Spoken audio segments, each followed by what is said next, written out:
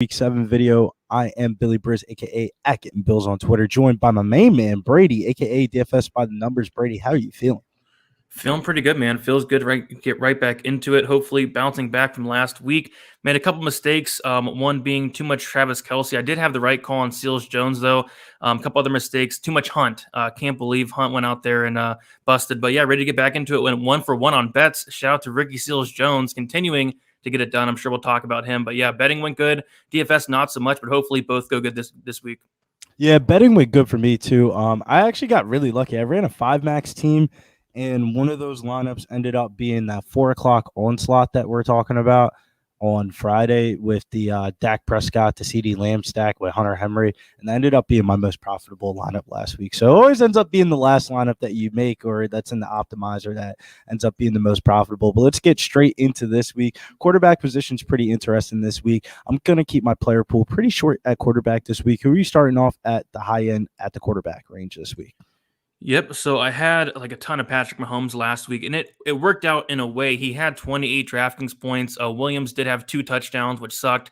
I felt like Mahomes could have had a much better game than he did, but even then, like 28 points, still had a good game. I'm going right back to Patrick Mahomes this week. It's actually a 57.5 point total, which that has to be one of the highest the entire year, going against the Tennessee Titans defense. So great matchup here for Mahomes. I don't mind stacking him up with Hill, who's a little beat up, but we saw that when Hill was on the field last week, although he didn't play a ton of snaps, he played the majority, but not like fully what he'd usually do. He still got targeted like 13 times, something crazy like that. And also Hardman is a very nice stacking option as well. So yeah, I really like this game, and I'm going right back to Patrick Mahomes, hoping Williams doesn't steal 2 touchdowns from him again this week. Yeah, man, I'm not gonna lie. Patrick Mahomes owes us some money.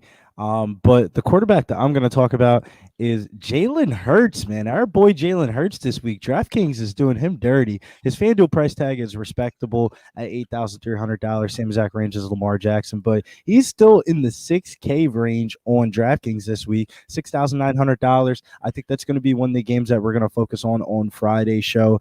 Quick little preview for Friday's show, but I do like me some Jalen Hurts and a couple of his players on his team also as well. But $6,900 for Jalen Hurts on this slate feels a little bit too cheap. Yep, with Hurts, you get that rushing upside. I also do like the little stack with Goddard as well. Now that we have no Ertz, that makes Goddard a pretty solid option at tight end. So I do like that, and also Devonta Smith to look at as well. So yeah, I'm with you. I do like Hurts as well. But I'm curious to hear your thoughts on this guy, Matthew Stafford. I touched on him on the Stack Show just a little bit, and I wish I would have been heavier on him because he had a really solid game, and so did Cooper Kupp. Cooper Kupp went off. He had a phenomenal day. Just like he's been doing all year, right? So Matthew Stafford, he is going against Detroit. Phenomenal matchup here. Great stacking option with Cooper Kupp, who I'm really high on. Robert Woods has finally gotten it together. I think Robert Woods has scored in like the last 2 or 3 games. So yeah, I'm really liking Stafford. I'm really liking the matchup. And I want to say, like, the Rams are huge favorites, 14.5 point favorites, which I think that's one of the highest of the year. Like, they are big favorites. So, I do expect them to score a lot of points, and I do expect Stafford to hopefully get into the end zone, get it to Kupp a couple times, maybe dump it off to Henderson a couple times as well. But yeah, I think Stafford's in a great spot this week. I will agree with you, Brady. You did kind of put me on Stafford. We're talking about Darrell Henderson, but I think one of the keys to the slate this week is going to try to be finding ownership leverage. And the high dollar on FanDuel last week, the winning lineup either was Dak Prescott, the CD Lamb stack in the 4 o'clock, or you had Stafford, Henderson, and Cooper Kupp on your team. So I think that might be a direction to go back down the well with. But another quarterback in that same exact price range that I was looking at was Aaron Rodgers this week. I know it's Aaron Rodgers, but he gets the Washington football team whose defense has been absolutely dreadful. Pretty subpar price tag on FanDuel at $7,500. He's only $400 more expensive than Stafford. Honestly, to be honest with you, I'd rather have Stafford than Rodgers. But as I digress a little bit, I still like that price tag. I like the stacking options, and that's one of the games I'm going to be looking at. Does anybody else catch your eyeball at the quarterback range this week? Yeah, a couple ones do. Lamar Jackson, obviously, he screwed me over last week, probably screwed over a lot of people. And you take a look at that game, and there were 3 different Ravens running backs that scored, which obviously that hurt Lamar Jackson quite a bit. Lamar Jackson only had 1 touchdown in that game, in a game that they scored 34 points total. So I don't expect that same thing to happen. I don't expect 3 different Ravens running backs to get into the end zone. I think it's a great bounce back spot for Lamar Jackson, especially if he's going to be under owned. And then another guy that does stick out a little bit is going to be Ryan Tannehill. Kansas City's defense is horrible. It's like one of the worst defenses in the league. And Kansas City is actually giving up the most DraftKings points to opposing quarterbacks. And my thinking is obviously Derrick Henry is going to be the chalkiest play on the slate by a mile, and rightfully so. Derrick Henry is a beast. But if you do want to get away from that chalk in some lineups, I wouldn't mind attacking Tennessee in the passing game, because if they do fall behind, I could see a scenario like we saw last year where they'd start passing the ball a ton. They kind of abandon the running game. So I think Ryan Tannehill is an interesting option to get off some of that chalk. But like I said, Henry is a phenomenal play. We'll talk about him soon. Yeah, nah, Tannehill, if he gets that rushing touchdown, he could definitely hit his upside, and Derrick Henry might not be able to hit his upside if Ryan Tannehill gets the rushing touchdown. Didn't really come into play on that Monday night football game, but things happen sometimes. But like you said, big dog Derrick Henry leading the way for the running back position, priced at $11,000, highest priced player on the slate, and $9,200 on FanDuel, deservedly so. He gets a smash spot here against the Chiefs defense. To be honest with you, we're not even going to talk about Derrick Henry too much, because I don't even think he's going to be the highest owned player on the slate. I think the highest owned player of the slate is going to be Darrell Henderson at $6,600 on DK. That's a superb price tag, $8,000 on FanDuel. I think Darrell Henderson could absolutely smash in this spot. Like you said, 14-point favorites this week. Rams have won the highest team totals this week. Was there anybody else in that mid-range to high tier? I honestly am going to call it the hybrid range. We called it the mid-tier range last week, but every winning lineup had a combination of 6K running backs. What 6K running back caught your eye the most? Yeah, we talked about last week how there was like so many 6K running backs in play, and it seemed like they all went off. So you touched on Henry up top, obviously, and then Henderson is my go-to. He's going to be in the majority of my lineups. Just can't ask for a better matchup, better game script. They're at home, 14.5-point favorites against the worst run defense in the league. So yeah, I agree he's going to be extremely chalky, but for a very good reason. He's only 6,600. I'm going to eat the chalk. I think he's in a great spot there. But in terms of other 6,000 running backs, Leonard Fournette does stick out a little bit. Tampa Bay going against Chicago. Fournette's been looking good. But somebody else that we didn't talk about is a little bit more expensive. Aaron Jones has my interest in. This is the first week. What are we on? Week 6, week 7 now. This is the first week I'm going to be mentioning Aaron Jones. And the reason being is because he's going against Washington. He doesn't get as much rushing attempts as I'd like, but he is involved in the passing game. 4 targets in week 6. He had 5 targets in week 5, so he is getting involved there, and I can see him scoring some touchdowns. He got a decent total here. I think the total was set around 48.5 points, which is, I believe, like the 3rd or 4th highest total on the slate. So I think Aaron Jones is very, very interesting. I think he'll be less owned than Henry, and I think he'll be less owned than Henderson, kind of squeezed in the middle there. The only thing I don't like about Aaron Jones for this particular slate, there feels like there's 8 running backs that are in absolute smash spots, and I kind of don't want to have to deal with the backups. One of those running backs being Chuba Hubbard, $6,100 on on DK this week, and $7,300 on FanDuel. He gets absolute smash spot here against the New York Giants, who've been bleeding running back points in fantasy. I think Chuba Hubbard, we can capitalize on his last couple of weeks being at the running back position here. And then also Joe Mixon. I think we can go back to Joe Mixon. Sometimes I feel like people have recency bias, and the recency bias is that the Baltimore Ravens is a run-first team and they play good defense. Well, not really this year. They're more of letting Lamar Jackson cook, and their rush defense kind of sucks. And I think Joe Mixon could smash that price tag again. We were on Joe Mixon last week. I thought we ran ugly early with the Chris Evans touchdown. But if you take away that Chris Evans touchdown, let's say that goes to Joe Mixon, man. Joe Mixon could easily be a 8K player on this slate. So I think we're getting somewhat of a value here on Joe Mixon. And then another dude that's in that 6K range that I feel like enters the conversation here. Is this Josh Jacobs week? We're talking about Jalen Hurts and some of the other Eagles players. Well, the Eagles have let up the most rush attempts to the running back position this year. So on paper, Josh Jacobs, this would probably be the best matchup of the year for Josh Jacobs. And that might be a sneaky way to get inside the GPPs this week, playing Jalen Hurts with Devonta Adams and Dallas Goedert and having the Josh Jacobs, Darren Waller run back. It could be a very sneaky way to go about some teams this week. Was there any value or other mid-range running backs that really stood out to you this week? Yeah, so value is tough, right? We didn't even touch on DeAndre Swift. I think Swift's in a good spot here. Like I said, they're huge underdogs, but I think that's only going to benefit him. The dude is, basically a wide receiver at this point. 7 targets in week 6, 6 in week 5. He had 6 in week 4 as well, 7 in week 3. So they are passing him the ball and passing him the ball a lot. So, they're going to be coming from behind. They're going to be getting him the ball through the air, which is going to score points on DFS. You talked about Hubbard. I like him a lot. I actually mentioned or looked at Josh Jacobs really heavily as well as a decent run back option. But yeah, in terms of value, it's tough. I think we could potentially go back to Williams against Tennessee, highest total on the slate. They are favorites. I think Williams is fine. They actually gave him like a surprising amount of rushes last week, 21 rushing attempts, which is weird. He found the end zone twice, which I was pissed because I had a ton of Mahomes, Kelsey, and Hill, but he still got in the end zone twice regardless. So curious to hear your thoughts on Williams. Then outside of that, like nothing is really sticking out down here. There's a couple of guys that actually stood out to me, Brady. I know last week we talked about Saquon Barkley being hurt last week, but it was such a bad Giant spot that we didn't want to play Booker up against Aaron Donald led defensive front for the Rams. But I think Devonta Booker this week at $5,500 on DK this week is definitely in play. The usage is definitely there.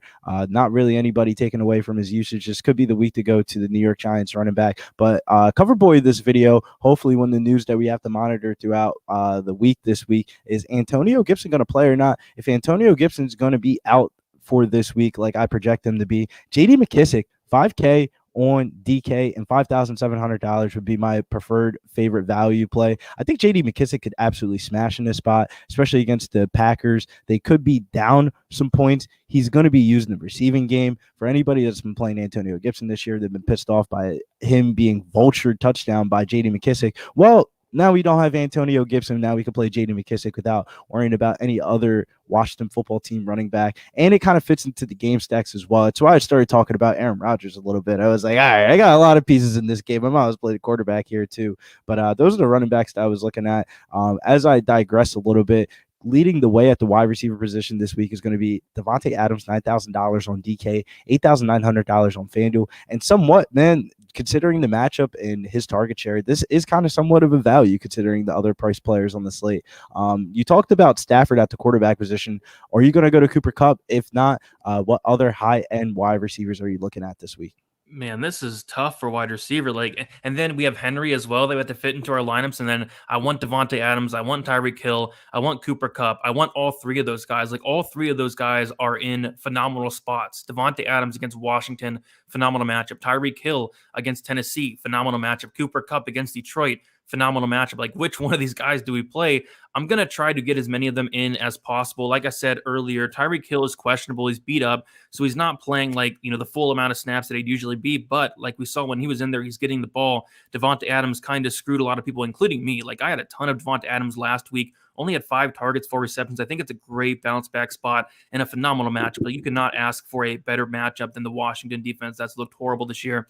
If I had to rank them 1, 2, 3, which is very, very hard, I'd probably go Adams number 1, Kupp number 2, and then Hill number 3. But they're all like very, very close. I love them all three of them, and I'm going to try to make all three of them a priority if possible.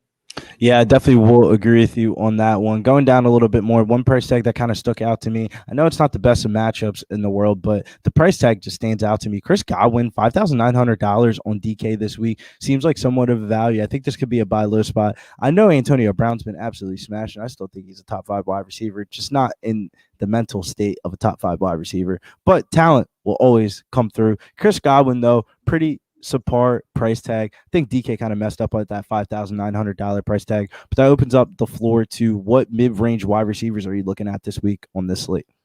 Yeah, there is like a lot that really do stick out. So the one that sticks out to me from a guy that is just way underpriced is going to be Calvin Ridley going against Miami, who actually has given up the 3rd most DraftKings points to opposing wide receivers.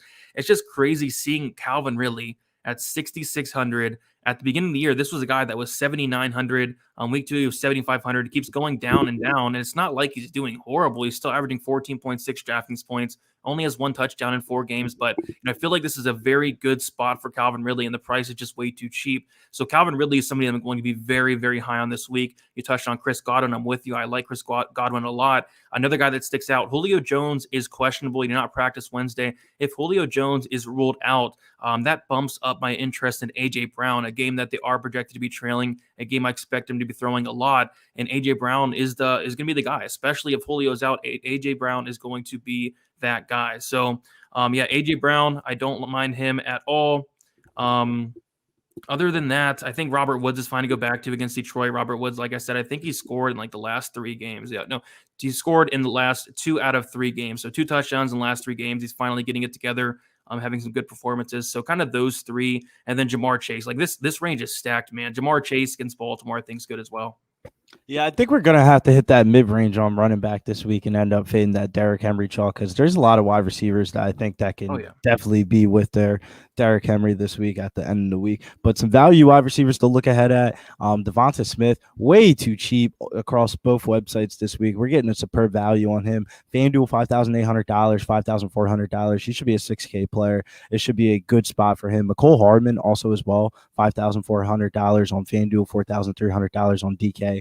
And then Amon-Ra St. Brown for the Detroit Lions stacks for against, I should say, when you run as many Rams players as you're going to run this week, you're going to have to run a Detroit line. And like you said, DeAndre Swift leads the team in targets, and second right behind him is going to be Amon-Ra St. Brown, $5,400, $4,100. I kind of goofed last week by not playing him. I kind of wanted to see it one last week, and I did see it. He had like 7 receptions for like I think it was like 60-something yards.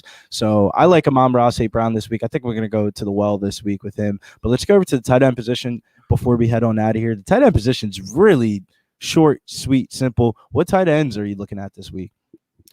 Kelsey up top, obvious one, but I don't know, man. Kelsey's been screwing me lately. Like Same. typically, whenever I pay down at tight end, no matter who it is, it always works out. Like last week, I literally locked in Ricky Seals-Jones 100%. So double stacking him and Travis Kelsey did not work out, but Seals-Jones got it done once again, 2 weeks in a row. I scored a touchdown this time, 6 targets. The dude has 15 targets in the last 2 weeks. They priced him up, but in my opinion, not enough. He's still 3,700. So I'm going to go back to Ricky Seals-Jones there, and I'm pretty happy with that. Also, curious to hear your thoughts on some of these guys. So Zach Ertz is very interesting for Arizona. Max Williams was having success. Obviously, he's out for the year. They bring in Zach Ertz. So Zach Ertz against Houston. Houston's given up the most DraftKings points to tight ends. He's 3,900. Maybe he's not looked all that great in his last couple games, but new team. I'm sure they're going to try to get him the ball. Any thoughts on Zach Ertz at this price tag? I kind of like the tight end value this week, and I kind of don't want to get too cute. I think Mark Andrews' price tag, $6,000. Like you were talking about Lamar Jackson, this could be a good buy low spot. And even Joe Burrow's price tag, $6,200 on DK is appealing this week. I think Mark Andrews' price tag, the fact that him and Kyle Pitts are so closely together priced on DraftKings makes me want to play Mark Andrews because when you go on FanDuel, Mark Andrews is $7,500 and Kyle Pitts is $6,100, but they're only separated by $100 on DraftKings. So I think that's kind of wrong. And like you said, Dallas Goedert a little bit earlier. I think it's Travis Kelsey, Mark Andrews, Dallas Goedert, Ricky Seals-Jones. That's your player pool. And Mike Gesicki. Mike Gesicki. Get him in there. Get him in there. Yeah. Yeah, no, that's really it for me for the player pool this week. Is there any other players that popped out to you before we get into Friday's show? Oh, just wanted to, for wide receiver, Bateman is 3,400. I think he's way too cheap. I don't think we touched on him, so I think he's a good cheap option. There's 6 targets in his first game back. Yeah, no, man, we were on the Bateman wave last Friday. Once we got the nod that he was in there, man, we were like, all right, he's gonna make some lineups work. But Brady, where can they follow you at? There's a lot of DFS content going on. If it's football, MMA, and I smell pay-per-view on the horizon, and it's going to be pay-per-view weeks coming up here for the UFC at the end of the month. So where can they find your content? Yes, sir. 267, 268 back to back. Looking forward to it. Yeah, you can follow me on Twitter, DFS_numbers, Instagram, DFS by the numbers, YouTube, DFS by the numbers. Going to get my core plays out for the NFL very soon. Actually going live here on Pub Sports in about 35 minutes with the guys, Uncle Weezy, AJ, and Luke for the DraftKings show. We had to postpone it 24 hours because DraftKings took a little bit too long to get the salaries out. So I have that going on and lots more throughout the week. So, yep, check me out. Make sure you guys hit the like button on your way out and make sure you hit the bell notification so you get notified for all of our live videos on Pub Sports Radio throughout Monday through Sunday. Yes, Monday through Sunday, every day of the week here on Pub Sports Radio. We have actually a lot of videos coming out with basketball season being around the corner. We have the daily NBA Pub. We have the college basketball top 25 countdown with Maxwell Smart coming on Monday, Wednesday, Friday at 10 p.m. And then we also have the other ancillary streams that we're accustomed to seeing in the schedule. But you got to hit that bell notification so you get notified for all of our live videos, and make sure you hit the like button on all of our videos on the way out. We be pubbing. See you Friday. Brady, have a nice blessed night. And let's keep on smacking these bookies because my man Brady's been hitting these first touchdown bets like he's been time traveling. Yeah, I almost got one last night with Dawson Knox. Bullshit. Oh man, that we talked about the Dawson Knox stuff. We'll be here for another 20 minutes, but till next time, we out.